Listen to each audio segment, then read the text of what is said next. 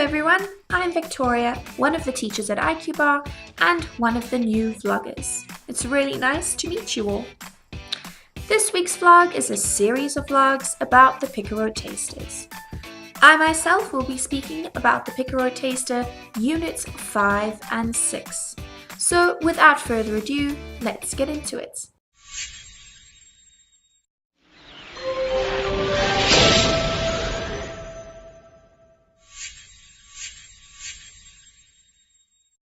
Okay, so as I'm sure you are aware if you've gone over and looked at Trudy and Kyle's vlogs, that they have spoken more about Picaro Units 1 and 2 and Picaro Units 3 and 4, and as you know, I am doing Picaro Units 5 and 6. These are the topics that I will be speaking of in more detail, and why I find this taster guide to be quite useful, as you've heard Kyle mentioned before, is it helps you to navigate the content of each lesson. It allows for you to not have to go through each individual slide. For example, if you are teaching and you find that your Brady is a little bit more advanced for the All About Me section, and you now want to maybe skip to the adjectives because they are great with basic conversation. They know how to answer certain questions like how are you or how was your day, and now you want to go into a little bit more of the technical side of the English language, then you can jump ahead to adjectives and you know that you can go straight to slide 32 from slide 2. So it's very, very useful. It allows for you to come across as a little bit more professional, and it's a great time saver. So yes, pop along to Trudy and Kyle's vlogs if you want to get a little bit more information about the Picaro Taster Guide. But for now, let's head back to the rest of the vlog. Alright, so here we have the Picaro Taster. So, a little tip that I like to remember before I teach my tasters is to make sure that I am selecting the correct taster, to double check that this is the lesson for the specific variety, and then also to make sure that the song correlates perfectly with the specific unit. There are different songs for different taster levels. So here is the first slide of the lesson. What I like to do here is to just ask the Brady a little bit about themselves. What's your name? How old are you? What did you do today? As Kyle mentioned, asking the question of what did you do today also allows us to see if the Brady is a little bit more advanced beyond just the my name is. Then over here, we will ask them to read. Yes, sometimes the Brady can go right into reading, especially if we are at the level of Units 5 and 6. Then the Brady should quite easily be able to say, hello, my name is Alex. However, if the Brady is unable to read or is unable to understand the instruction of reading this specific speech bubble, then maybe your Brady is not at the level of Units 5 and 6 and you may need to consider jumping down a level. Moving along, we will continue to just move forward with the conversation between Kim and Alex. And then we can talk a little bit about favorite animals. I like to bring in my props into this section in order to just gauge a little bit more about the conversational skills of the Brady. Talking about my favorite animal and asking the Brady what their favorite animal is. Moving along, we know that Kim, we find out she likes dogs. And then we have a matching section here. Sometimes we'll find that a Brady isn't able to use the whiteboard tool, and this is okay. Then you can just ask the Brady to follow the line with you. You then can ask them, what is Jamal's favorite animal? Then you follow the line with your cursor to show the Brady where they are looking, and then you ask them, what animal is that? And we can say, it's a dog. Okay, so on to the next slide. What I really like to do here is to play a guessing game. I tend to make sure that I know the slide numbers for this specific activity, as I like to possibly skip ahead depending on what I do in each individual lesson. But the aim of this guessing game is to ask the birdie if they can remember what Yuki and what Tiny's favorite animal is before revealing it's a dog, it's a horse, it's a fish. So this allows for a little bit more fun and a little bit more of extension into this activity, especially if you find that your birdie is a little bit advanced. Alright, so this is the final slide. Once I finish with my guessing game, you can see that Yuki likes fish, Tiny likes horses, and the last sentence here is Tiny likes horses. So, I like to then move along and congratulate the birdie on doing an excellent job. I usually give them a medal here because they have pretty much won the guessing game. Yay! So now I want to reinforce this question of what is your favorite animal? I like to ask them and then for them to try to tell me in a full sentence. What I then like to do is to make sure that they are able to understand the unjumbling activity, how we can structure a sentence in the correct order. What I tend to do here is I move through each individual slide, showing them that the word what goes first. I tend to draw a line with the arrow tool just so they can see that's the first letter, and then I tend to use a flashcard with a number 1 and say first word. I then move along through the sentence until we finally finish up with the final sentence. What is your favorite animal? And I wait. I do the question gesture again and ask for them to give me their answer again. This time I'm listening to see if they say the full sentence and not just a single word. Alright, so now moving along, we are going to look into the next section, and this is called the days of the week. This is the second title within the Picaro Taster Unit 5 and 6, and it is very much more about reading and looking into a slightly more difficult level of the English language. So here what is great is the Monday to Friday slide.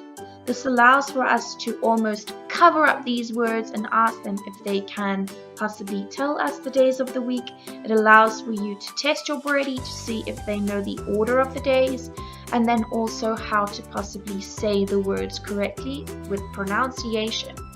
So what I tend to do is I like to cover up using the solid square tool and cover up parts of the word so that they can then try to tell me correctly what the name of the word is.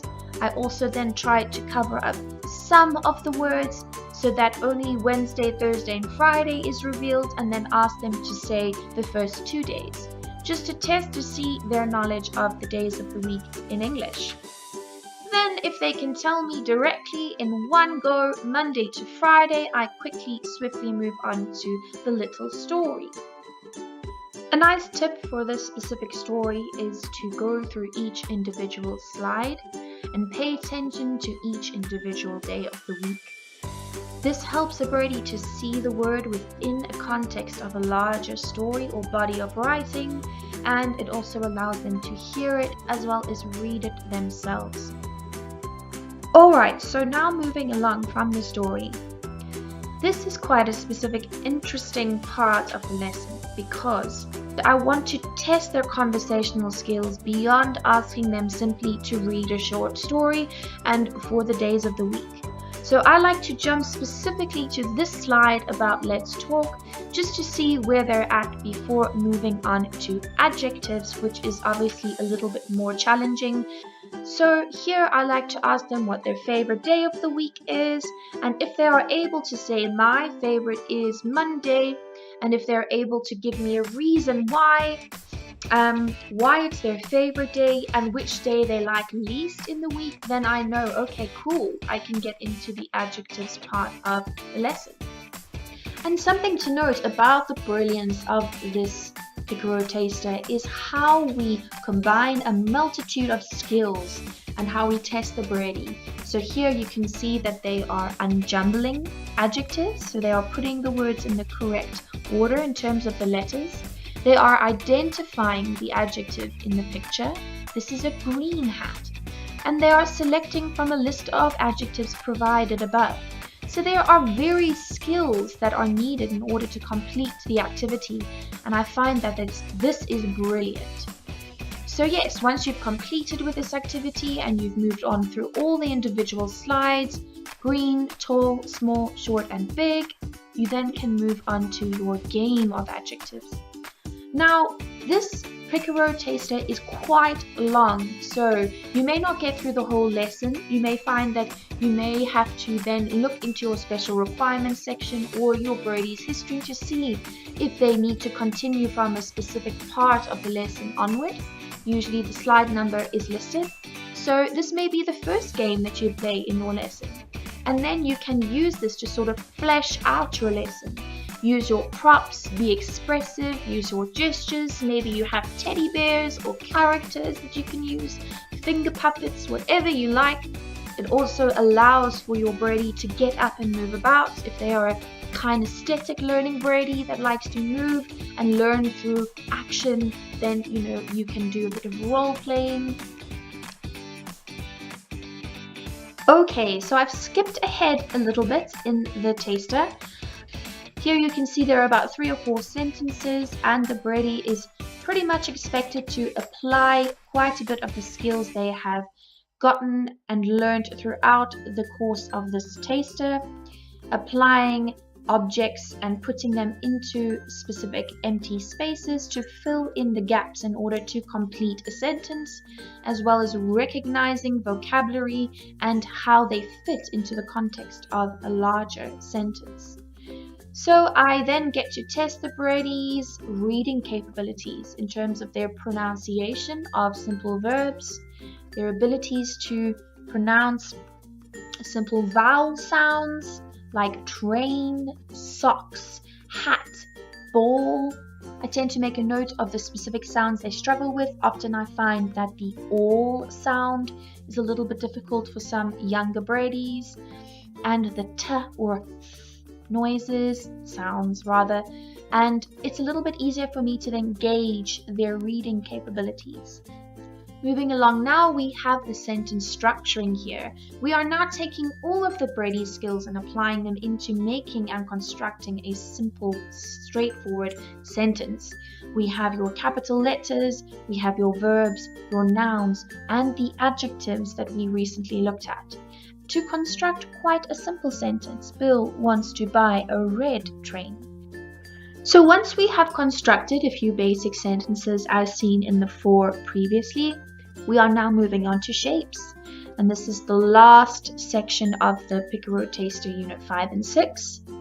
I find it quite strange, honestly though, because shapes is quite easy in terms of recognizing each individual name of each shape, as compared to then doing your fully constructed sentences. So I do find it a little bit strange that your shapes section comes after your sentence constructing, as this is consistent with a few, which is an early, very, very beginner stage lesson of this is a square, this is a circle. So I find this is almost backtracking in a way. So what I tend to do here is I like to extend quite a lot on the shapes section. I tend to look into how we can use the word triangle or oval or rectangle in a full sentence and expect them to almost independently respond using full sentences. So if I say, "What's this?" I want them to say, "This is an oval. This is a rectangle. I see a circle. I like stars." You can see here we are now moving on to the yes or no. So now we're asking them, is this an oval? their squares. So we're changing the phrasing here of sentences, which I think is also great in terms of asking them and testing their abilities. So then we go through all of the slides and you'll eventually see they will all be answered yes or no, and I like to give them a medal here if they've got them all correct. Now we're on to pretty much the last phase of this taster, and it's the let's talk section. So I tend to extend quite a bit, and I usually use this area as a summary for the whole of the lesson that I've taught for the day. So if I started from the middle of the taster, I tend to use this as a summary area. Not just talking about shapes individually, but what's your favorite animal, what's an adjective, angle. So I usually extend on this let's talk section a little bit more beyond just the shapes topic itself. And then I end off with the lesson with a game. And yeah, this is pretty much a word search. I tend to give the birdies about 2 to 3 minutes max on this, and I help them along by circling certain shapes so that they can find the word. What I have found is most important when it comes to tasters is saying goodbye. So I make sure I say a clear goodbye, waving with a big waving gesture, and say bye, or this lesson is over, sad face. But for now, I will say goodbye, and they usually wave with a big smile, and then you end the lesson. Okay, so that was the taster content. I hope that you can take away a few tips and tricks from the work that I have gone through and touched on. I really hope it's helped you in some way. I know as a teacher, I like to always take in as much information as I can from other teachers, as that's a way to optimize our teaching styles and to just change things up a bit. So for now, I will get into a quick slide on a few reminders, and other than that, I will say have a great day, and I will see you for next week's vlog. Bye!